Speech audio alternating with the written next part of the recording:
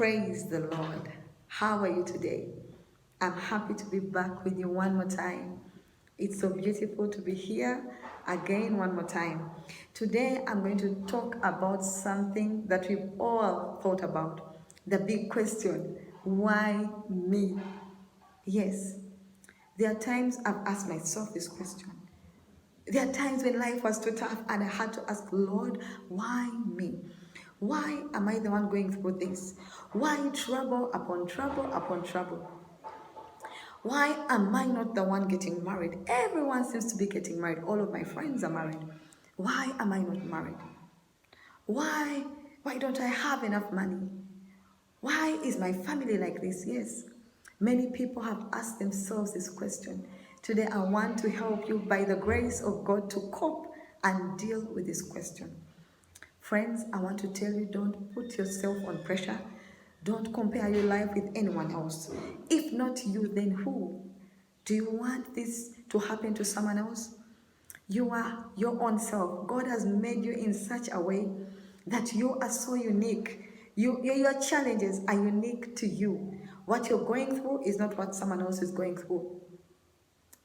Hello, did you hear me?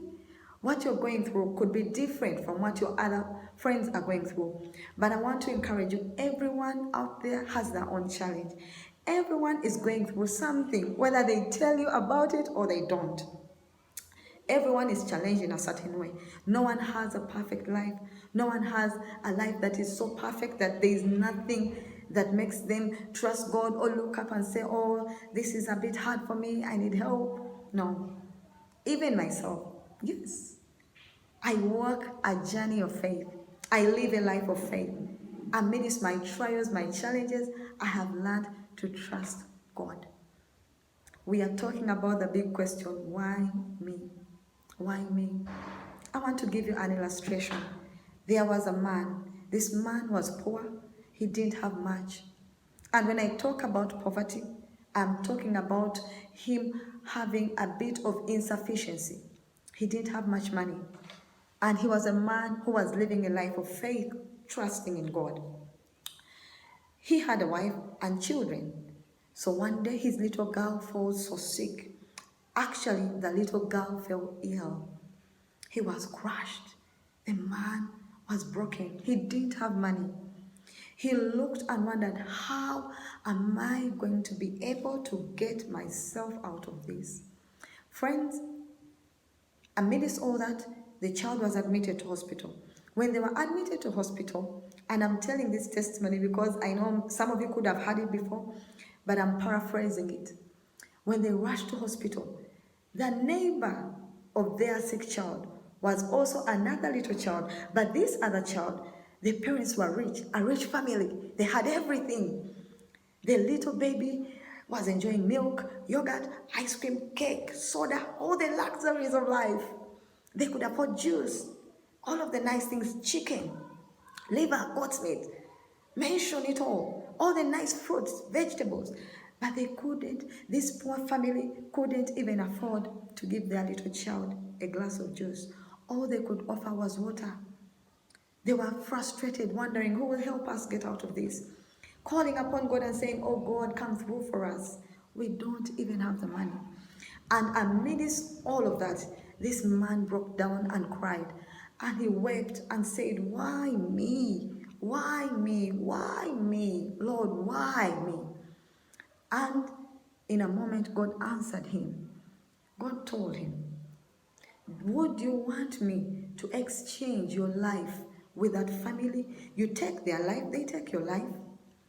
And this man stopped, he froze, he woke up a bit, and he looked at himself. Just when he was about to answer, the other little child gave up life. The child gave up life. Everything was there. The child breathed his last. It was a sad moment, very sad. The parents wept. Everyone cried. Him and the wife with their little child also cried. But friends, that's when he woke up and said, oh no, Lord, now I'm okay. I appreciate my life. This is my life. I'm okay to go through what I'm going through. I will continue to trust you. They carried away the other child and the family went weeping And he lifted his hands and gave thanks to God.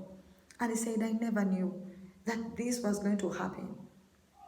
Friends, I want to tell you something. The challenges that you're going through today are not the end of your life.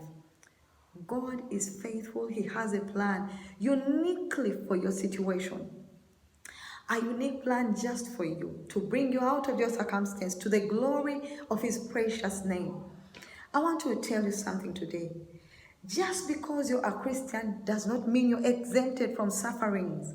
Yes, Christians suffer as well. Christians cry as well. Christians sometimes reach a point and they cannot understand how to get out of certain situations. That we have accepted Jesus does not immunize us against the challenges of life. We are not exempted. But great testimonies I'll tell you today. The beauty of all of this is that we are not alone. We have Jesus. We have Jesus. He never promised us that we won't go through hurdles of life. He never said that we won't experience challenges. But one thing he said he will never leave us nor forsake us. You are not alone. The word of God says in Romans chapter 8 verse 28, it says, and we know that all things work together for the good of those who love God and those who are called according to his purpose. Do you love God? Do you love God? All things are working out for your good. God will align everything in your favor. Don't give up. Don't quit on life. Don't give up on your dream. Don't give up on going to school. You will get married. You will build a house. You will do that master's degree. You will go to school. You will qualify. Maintain focus. Maintain focus. Don't give up on God. He is not giving up on you. Don't quit on your salvation. God has a master plan for you. And he is making a way. A beautiful way. People will celebrate you. Men will gather and they will celebrate your God if you don't give up. I want to bless you with the blessing of God as I conclude. I want to pray for you that God will strengthen your feeble hands, that you'll be strengthened and encouraged to wait on God and trust him in the process because he's working out something so beautiful in your favor. God bless you. Thank you for watching this broadcast. Greetings from Namase Irene Ministries. This broadcast was aired by them. Thank you so much. Blessings upon you. Until we meet again. Shalom, shalom. Blessings.